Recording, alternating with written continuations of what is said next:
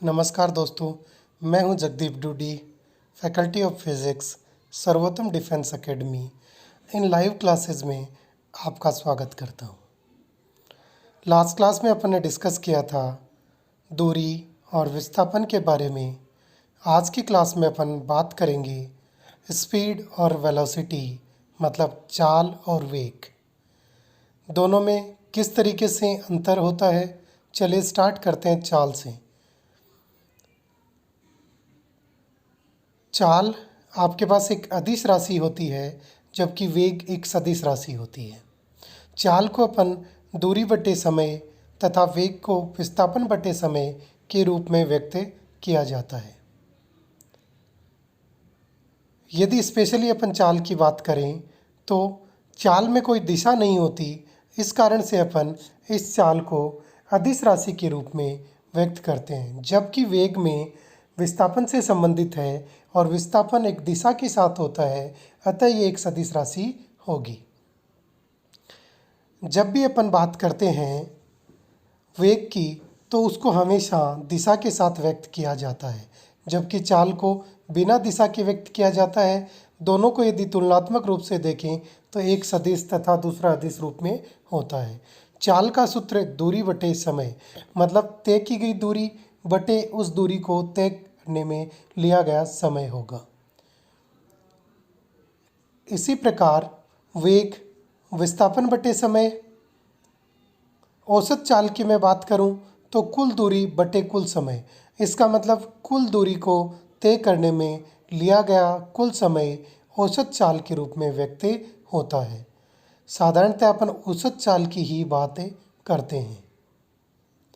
यही फॉर्मुलेशंस अपन वेग के रूप में भी कर सकते हैं। औसत चाल एक मात्रात्मक संख्यात्मक मान को व्यक्त करता है, जबकि मैं बात करूं वेग की तो वेग को अपन परिभाषित करते हैं विस्थापन बटे समय। मतलब यदि विस्थापन को आप समय से विभाजित कर दें तो आपको वेग का मान मिल जाएगा। जैसा कि विस्थापन सदिश होता है, उसके रेस्पेक्ट में वेग भी क्या होगा, आपके पास सदिश होगा। इसका मतलब वेग एक दिशा के साथ व्यक्त किया जाएगा। वेग को मात्रात्मक रूप से चाल के साथ संबंधित किया जा सकता है। वेग चाल से हमेशा कम या उसके समान हो सकता है। जैसा कि दूरी और विस्थापन में संबंध देखा था, दूरी या तो ग्रेटर होती है या फिर इक्वल होती है विस्थापन की, उसी प्रकार चाल हमेशा बड़ी होगी वेग से। यदि बात करें औसत वेग की तो वेग को अपन कुल विस्थापन बटे कुल समय के रूप में व्यक्त करते हैं। इसका मतलब दिए गए विस्थापन को तय करने में लिया गया कुल समय किसको व्यक्त करता है, औसत वेग को व्यक्त करता है। It means average velocity equal to total displacement upon total time. And the displacement विस्थापन की बात करें तो मात्रात्मक रूप से विस्थापन एक सदिश राशि है। इसका मतलब औसत जो अपन कैलकुलेट करेंगे वो भी मात्रात्मक मान को ज्ञात करेगा।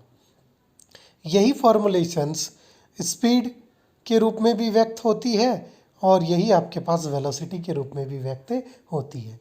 सिर्फ अंतर सदिश और अदिश के रूप में होता है।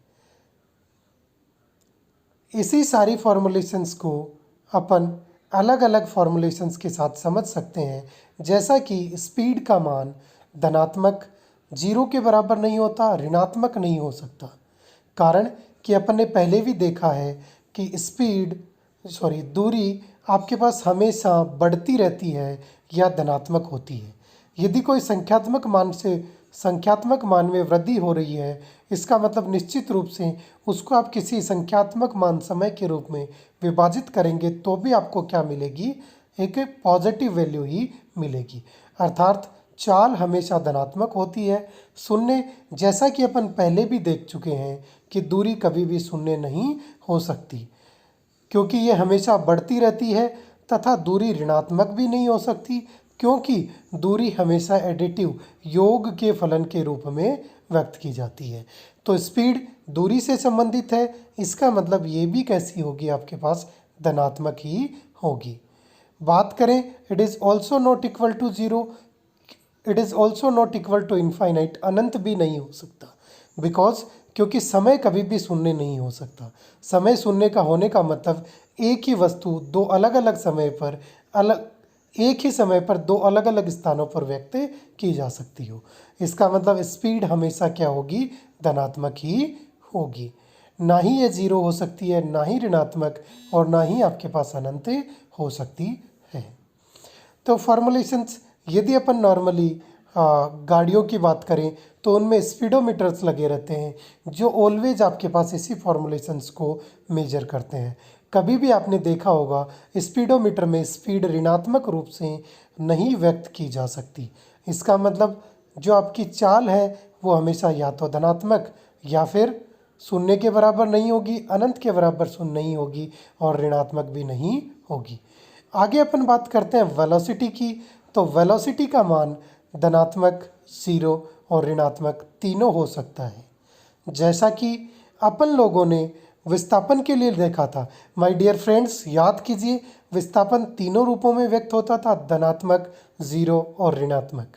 यदि आप एक वस्तु से चल के दूसरी बिंदु तक पहुंचे एक बिंदु से तो धनात्मक होगा। यदि आप एक बिंदु से चल के वापस उसी बिंदु पर आ गए तो विस्थापन शून्य तो वेग भी शून्य। यदि विस्थापन ऋणात्मक तो वेग भी ऋणात्मक। मतलब वेग जो है वो सीधा सीधा विस्थापन पर निर्भर कर रहा है। जैसा विस्थापन होगा उसी के अनुसार आपके वेग का मान भी होगा। मतलब आप वर्ताकार पथ पर घूमकर यदि उसी बिंदु पर आ जाते हैं तो आपके द्वारा किया गया विस्थापन कितना होगा, शून्य, तो उस स्थिति में वेग कितना होगा, शून्य होगा। तो नॉर्मली यही कहा जाता है कि आप यदि विस्थापन को शून्य कर दें, चाहे समय कितना भी हो, किसी भी संख्या को शून्य को किसी भी संख्या से विभाजित करने पर शून्य ही आता है। लौट के बुद्धू घर को आया, यदि आप सुबह घर से गए शाम को वापस घर पे आ गए, कुल विस्थापन जीरो, इसका मतलब आपका वेग भी जीरो। यहाँ से वेग को अपन यदि यूनिट के रूप में लिखें, मात्रक लिखें, तो विस्थापन बटे समय मीटर प्रति सेकंड, चाल का भी मीटर प्रति सेकंड होगा, वेग का भी मीटर प्रति सेकंड होगा। दोनों का मात्रक समान होगा क्योंकि विस्थापन और दूरी दोनों मीटर के रूप में व्यक्त की जाती हैं और समय सेकंड के रूप में। बात करना चाहे रिलेशन की, एवरेज स्पीड और एवरेज वेलोसिटी, तो average speed always greater than और इक्वल टू एवरेज वेलोसिटी। जैसा कि अपन ने दूरी और विस्थापन में देखा था, एवरेज स्पीड दूरी से संबंधित है, एवरेज वेलोसिटी विस्थापन से संबंधित है। इसका मतलब जैसे दूरी हमेशा बड़ी या समान होती थी विस्थापन के, उसी रूप में average speed always greater than और इक्वल टू एवरेज वेलोसिटी। यदि अनुपात के रूप में व्यक्त करें तो एवरेज वेलोसिटी का भाग दे दिया, average speed upon average velocity always greater than और इक्वल टू 1। जैसा कि अपन ने पहले देखा था, दूरी और विस्थापन का अनुपात किस रूप में व्यक्त होता था, ऑलवेज ग्रेटर देन और इक्वल टू 1। तो दूरी किससे संबंधित है, स्पीड से, और विस्थापन किससे संबंधित है, वेलोसिटी से। तो चाल और वेग का अनुपात भी संख्यात्मक रूप से हमेशा ग्रेटर देन 1 ही होगा। लास्ट में I discussed about the distance, displacement, velocity and the speed. Now we are just to be moving upon the instantaneous speed or the velocity. It means अपन तात्क्षणिक वेग या तात्क्षणिक चाल की बात कर रहे हैं। जब अपन ने वेग और चाल की बात की थी तब डिफरेंशिएशन किस टर्म्स में था, इन टर्म्स ऑफ द स्केलर और वेक्टर, सदिश और अदिश के रूप में था। नॉर्मली जब भी अपन बात करते हैं we are taking out the average case of the velocity और द स्पीड। और यदि प्रैक्टिकलिटी में अपन कुछ चीज़ों को समझना चाहें कि जो भी आप जितने व्हीकल्स को आप रन करते हैं, लाइक आप बाइक चलाते हैं, कार चलाते हैं, तो उन सब में आपके पास कौन सी चीज़ मेजर होती है, स्पीड या फिर वेलोसिटी? जल्दी आंसर दीजिए, मैं वेट कर रहा हूँ, 10 तक काउंट कर रहा हूँ, इतनी देर में आप आंसर दीजिएगा। शायद आंसर अब तक आ जाना चाहिए था। किस टर्म्स में होगा? Yes, most of the common students का आंसर आ रहा है स्पीड। डेफिनेटली रीजन क्या है, यदि आप कॉमन सेंस भी लगाएं तो अपन यूज करते हैं कि the speedometer is to be used into the vehicles. तो जितने भी आपके पास व्हीकल्स हैं सब में क्या यूज होता है, स्पीडोमीटर। और स्पीडोमीटर का मतलब वो किसको मेजर करेगा, स्पीड को मेजर करेगा। जैसे आप कहें कि मैं बाइक चला रहा हूँ 100 किलोमीटर पर आवर पर, ये आपकी स्पीड को बताता है, ना कि आपकी वेलोसिटी को। इट मीन्स आप किस डायरेक्शन में चल रहे हैं वो एग्जैक्टली नहीं बता रहा। तो डिफरेंस यही होगा आपके पास स्पीड और वेलोसिटी की टर्म्स में। Now we are just to be moving upon the instantaneous, तात्क्षणिक की बात करें तो तात्क्षणिक क्या होगा, किसी भी पर्टिकुलर क्षण विशेष में, मतलब एट पर्टिकुलर टाइम इंस्टेंस पर उसकी वैल्यू क्या होगी, उस पर्टिकुलर टाइम इंस्टेंस के लिए अभी अपन कैलकुलेशन से कर रहे हैं। तो जब भी अपन किसी पर्टिकुलर टाइम इंस्टेंस पे बात करेंगे, it means our formula is to be defined in terms of the v equal to dx upon dt. It is to be represented in terms of the d upon dt. It is to be the first order derivative, and here it is to be the distance or the displacement. जो भी आपको given होगा उसके respect में आपको लेना है। It means यहाँ पे आप क्या करेंगे, डिस्टेंस और डिस्प्लेसमेंट को डिफरेंशिएट करेंगे विद रिस्पेक्ट टू टाइम। और ये चीज़ क्लियर है कि जब अपन डिफरेंशिएशन करेंगे, it means our function is to be in terms of the time function. तो आपको जो डिस्प्लेसमेंट या डिस्टेंस मतलब दूरी और विस्थापन यदि समय के फलन के रूप में दिया गया होगा, तो आपको डायरेक्टली कौन से फॉर्मुलेशंस को यूज करना है, v equal to dx upon dt। जब ये समय के फलन के रूप में होगा तो उसका डिफरेंशिएशन करना है। उम्मीद करता हूँ कि डिफरेंशिएशन के बेसिक्स आपको आते होंगे। नहीं आते हैं तो जो अपन मैथ्स के वीडियोस लेकर आएंगे उनमें अपन डिफरेंशिएशन को और अच्छे से समझेंगे। चलिए, फॉर बेटर अंडरस्टैंडिंग समझने के लिए अपन एक उदाहरण लेते हैं कि x equal to T cube minus 6t square. It means here the displacement is to be defined. जो विस्थापन है वो समय के फलन के रूप में दिया गया है कि विस्थापन बराबर टी क्यूब समय का cube minus 6 into T square. तो इसमें अपने पास 2-3 तरीके के क्वेश्चन बन सकते हैं। First we are just to be considering कि the velocity at t equal to 3 second. इसका मतलब किसी पर्टिकुलर टाइम इंस्टेंस पे आपको वेलोसिटी पूछ लेगा। टाइम इंस्टेंस पे पूछ ली, इट मीन्स आपको कौन सी इंस्टेंटेनियस कैलकुलेट करनी है, मतलब उसका तात्क्षणिक मान कैलकुलेट करना है। तो सॉल्यूशन किस फॉर्म में आपके पास होगा, it is to be the formulation v equal to dx upon dt. Now the values of the x in terms of the t cube minus 6t square divided by dt. Differentiation करते हैं तो t cube का differentiation कितना होगा, it is to be the 3t square. Because ध्यान रखना, जब भी अपन t to the power n और x to the power n को डिफरेंशिएट करेंगे विद रिस्पेक्ट टू t या विद रिस्पेक्ट टू x, तो x to the power n का डिफरेंशिएशन कितना होगा, पावर पहले लिया हो n into x to the power n minus 1। मतलब पावर को पहले ले आएंगे, एक पावर को कम कर देंगे। यहाँ पर अपने पास पावर 3 थी, पावर को पहले लिया, एक पावर कम किया, 3 माइनस 1 कितना हो गया 2, माइनस 6 इंटू पावर पहले लेके आए 2, एक पावर को कम किया, 2 माइनस 1 1। तो ये कितना बन गया 3t स्क्वायर माइनस 12। किसकी वैल्यू आ गई, वेलोसिटी का in terms of the time function आ गया। कोई जरूरी नहीं है t की फॉर्म में, हो सकता है यहाँ पे कोई कांस्टेंट वैल्यू आ जाए। तो अपन को सिर्फ क्वेश्चन के अकॉर्डिंग सॉल्व करना है। Now the velocity v equal to t equal to 3 कितना होगा, it is to be 3 into 3 square minus 12 into 3 कितना होगा, 9 3 जा 27 minus it is to be 36। तो क्या फॉर्मुलेशन बनेगी, माइनस का 9 मीटर पर सेकंड। वैल्यूज आपको कुछ भी दे सकता था, हो सकता है इसकी जगह आपको पूछ लेता t इक्वल टू 0 सेकंड्स पर इनिशियल वेलोसिटी कितनी होगी, तो इनिशियल वेलोसिटी कितनी होगी 3 into 0 minus 12 into 0 it is to be equal to 0 metre पर सेकंड। इसका मतलब इनिशियली वो ऑब्जेक्ट किस में था, रेस्ट में था। क्लियर। तो ये तो था आपके पास first type of the question. Next we are moving upon the next type of the question. तो next type of the question same इसी से रिलेटेड अपन ने यूज किया है। That's why the find the velocity of the object when it is to be rest. इसका मतलब आपको वो वेलोसिटी ज्ञात करनी है जब आपके पास दिया गया ऑब्जेक्ट रेस्ट में हो, मतलब उस वस्तु का वेग उस समय पर, उस क्षण पर ज्ञात करो जब वो रेस्ट में होगा। अगेन अपन ने डिफरेंशिएट किया तो फॉर्मुलेशंस कितनी आई थी, it is to be 3t square minus 12t। आपको क्या करना है, ऑब्जेक्ट एट रेस्ट, जब भी कोई ऑब्जेक्ट रेस्ट में होगा इसका मतलब उसकी वेलोसिटी कितनी होगी 0। It means now we are just to be considering v equal to 0 equal to 3t square minus 12t। दोनों को ट्रांसपोज करेंगे, क्या मिलेगा 3t square equal to 12t, t से t कैंसिल आउट, 3 से 12 cancel out, 4 times t equal to 4। तो यहाँ पे आपके पास टाइम की वैल्यू कितनी आ गई 4 सेकंड्स। इसका मतलब पहले तो आपको यदि टाइम पूछता किस टाइम पे इसकी वेलोसिटी 0 होगी t equal to 4 second, but question में पूछा गया वेलोसिटी, दैट्स व्हाई अब आपको v की वैल्यू किस पे कैलकुलेट करनी है, t इक्वल टू 4। तो कितना आएगा 3 इंटू 4 का स्क्वायर माइनस 12 इंटू 4, तो कितना आएगा और 16 into 3 it is to be that 48 minus 12 into 4 it is also to be 48। तो फॉर्मुलेशंस कितनी होगी 0 मीटर पर सेकंड। तो वैसे भी यदि आपके पास नॉर्मली अपन बात करें कोई भी ऑब्जेक्ट यदि आपको रेस्ट में डिफाइंड है तो उसकी वेलोसिटी कितनी होगी, it is to be in terms of the 0 velocity. तो उसकी वेलोसिटी किस टर्म्स में होगी, 0 मीटर पर सेकंड स्क्वायर के टर्म्स में। ये था अपने पास first type of the question. अब अपन चलते हैं नेक्स्ट, इसमें कुछ important formulations in terms of the time average और द डिस्टेंस एवरेज। मतलब एक बार तो आपको वेग और समय दिया गया होगा, दूसरी बार आपको वेग और डिस्टेंस दिया गया होगा। जैसे आपने मोस्ट कॉमनली ऐसे क्वेश्चंस देखे गए हैं कि एक ऑब्जेक्ट आधी दूरी v1 चाल से तय करता है, आधी दूरी नेक्स्ट दूरी v2 से करता है, या फिर आधे समय तक v1 वेग से चलता है, आधे समय तक v2 वेग से चलता है। तो इस तरीके के क्वेश्चंस के लिए अपन एक डायरेक्ट शॉर्ट ट्रिक यूज करेंगे, उसी के बेस पे अपन फॉर्मुलेटिंग करेंगे। Next we will discuss about the समय औसत चाल और द दूरी औसत चाल। ऑलमोस्ट इससे रिलेटेड आपके पास कॉम्पिटिशन्स में क्वेश्चंस बनते ही बनते हैं कि किसी भी वस्तु ने या फिर कोई एक कार आधे समय तक v1 चाल से चल रही थी, शेष आधे समय तक v2 चाल से चल रही थी, औसत चाल कितनी होगी। या फिर कुछ इस रूप में हो सकता है कि एक कार आधी दूरी तक v1 चाल से चली, शेष आधी दूरी v2 चाल से चली, तो औसत वेग कितना होगा।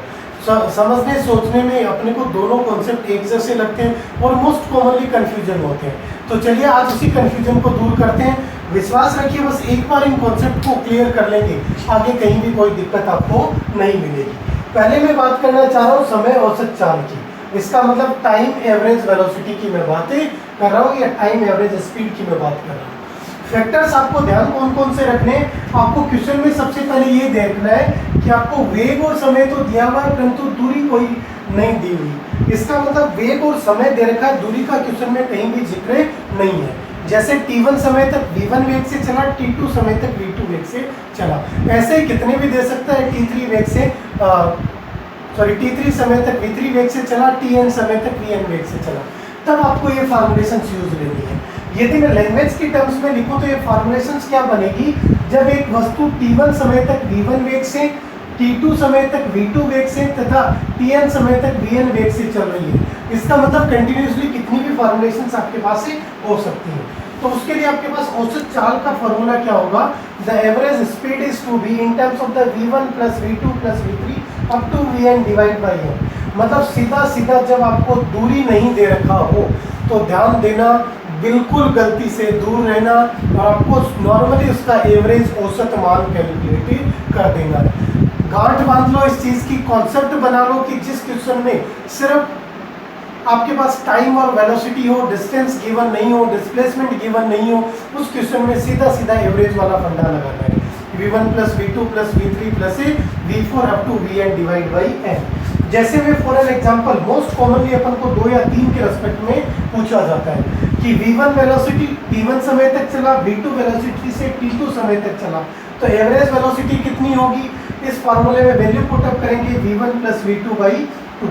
यदि इसी प्रकार मैं 3 के लिए लूंगा तो ये v एवरेज का फॉर्मुलेशन आपके पास कितना आ जाएगा, it is to be v1 plus v2 plus v3 divide by 3। जितने नंबर ऑफ वेक्टर्स आपके पास टाइम के रिस्पेक्ट में वेलोसिटीज बढ़ती जाएंगी, वैसे वैसे अपने इन फॉर्मुलेशंस को यूज करते जाएंगे। जैसे मैं बोलूं कि एक दूरी v1 साल से वह v2 साल से चला परंतु समान समय लिया, कि एक कोई कार है जिसने कुछ दूरी आपके पास, कोई दूरी v1 चाल से चली और कोई दूरी आपने v2 चाल से चली, परंतु दोनों में लिया गया समय समान है। तो ध्यान दो, कुछ का मतलब अब आपको दूरी गिवन नहीं है, क्या गिवन है, समय समान है, वेलोसिटी आपको गिवन है, और जब आपके पास समय समान हो, वेलोसिटी उसी फॉर्मुलेशंस में हो तो v1 प्लस v2 बाई 2 के फॉर्मुलेशंस होगा।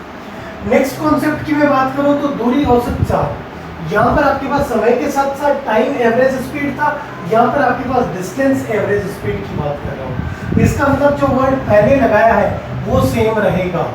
तो यहाँ पे जब आपको दूरी और वेग तो दे दे लेकिन क्वेश्चन में समय का मान नहीं दिया गया हो, आपको दूरी की वैल्यू दे दे, आपको वेग की वैल्यू दे दे, पर समय नहीं देगा। मतलब आधी दूरी v1 से चला, आधी दूरी v2 से चला, या फिर 1/3 दूरी v1 से चला तो उसके बाद में 1/3 v2 से चला और शेष दूरी v3 से चला। तो ऐसी जो फॉर्मुलेशंस हैं जहाँ पे आपके पास डिस्टेंस और वेलोसिटी में एक कॉम्बिनेशन गिवन होगा, उसको अपन यहीं पर काम में लेंगे। जब वस्तु d1 दूरी v1 वेग से, d2 दूरी v2 वेग से, dn दूरी vn वेग से तय करे तो औसत का फॉर्मूला क्या बनेगा, ये ध्यान रखना, n/v equal to 1/v1 plus 1/v2 plus up to 1/vn। ये वही फॉर्मूला है जो अपन पैरेलल के कॉम्बिनेशन में मोस्ट कॉमनली काम में लेते हैं। सीरीज में तो अपन सीधा ऐड करते हैं, यहाँ पे अपन पैरेलल वाला कॉम्बिनेशन काम में लेंगे। वहां पर ध्यान दो, यही फॉर्मुलेशन था 1/v equal to 1/v1 1/v2। अब n number of the turns था, दैट्स व्हाई n यहाँ पे आ गया। जैसे फॉर एन एग्जांपल मैं यदि बात करूं कि d1 दूरी v1 वेग से तय की, d2 दूरी v2 वेग से तय की गई, तो फॉर्मुलेशंस कितना मिलेगा? If d1 equal to d2 आपके पास सेम होंगी, मतलब आधी दूरी d1 इक्वल टू d2 का फॉर्मुलेशंस होगा, तो मैं डायरेक्ट क्या लिखूंगा, n की वैल्यू कितनी है, 2 आपके पास है, इसका मतलब 2/v equal to 1/v1 plus 1/v2। यदि ऐसे एलसीएम लूं v1 v2 तो इधर आ जाएगा v1 plus v2, cross multiply करूंगा तो v एवरेज की वेलोसिटी, v एवरेज वैल्यू आ जाएगी 2v1 v2 upon v1 plus v2। ध्यान दो, ये फॉर्मुलेशन वही है जो पैरेलल में काम में लेते थे। यदि अपन रेजिस्टेंस वगैरह की बात करते हैं तो अपन यही लिखते हैं, दो रेजिस्टेंस यदि पैरेलल कॉम्बिनेशन में है तो अपन क्या करते हैं, r1 r2 upon r1 plus r2। यहाँ पर वेलोसिटीज है v1 v2 upon v1 plus v2, दो वेलोसिटी है तो 2 से मल्टीप्लाई कर दिया, 3 होंगी तो अपन 3 की फॉर्मुलेशंस में इसको ले लेंगे। चलिए इससे रिलेटेड भी अपन कुछ क्वेश्चंस करते हैं, उसी के रेस्पेक्ट में अपन इसको डिफाइन करते हैं।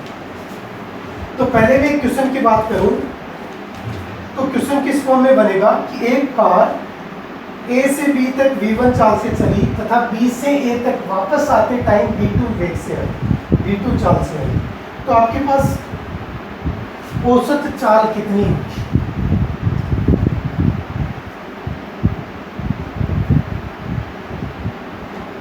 देखिए क्वेश्चन आपके पास क्या कह रहा है, क्वेश्चन कह रहा है कि एक कोई भी एक कार है, एक कार A से B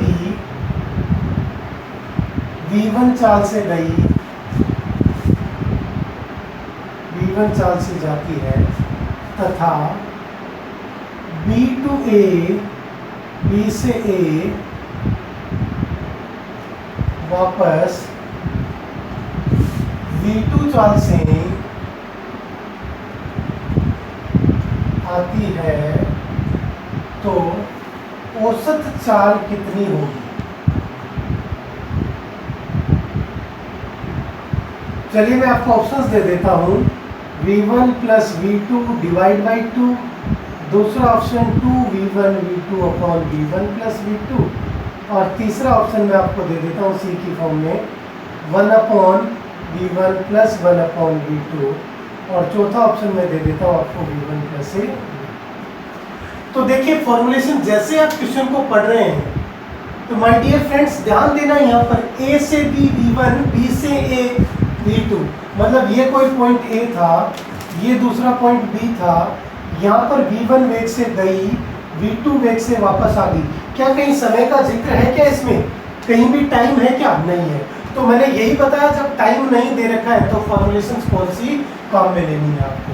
तो फॉर्मुलेशंस वही काम में आएगी 2/n/v इक्वल टू, इसको अपन v एवरेज लिख लेते हैं, इक्वल टू क्या फॉर्मुलेशन बनेगी 1/v1 plus 1/v2।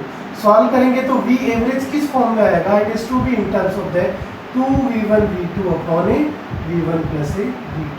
It means our answer is to be this.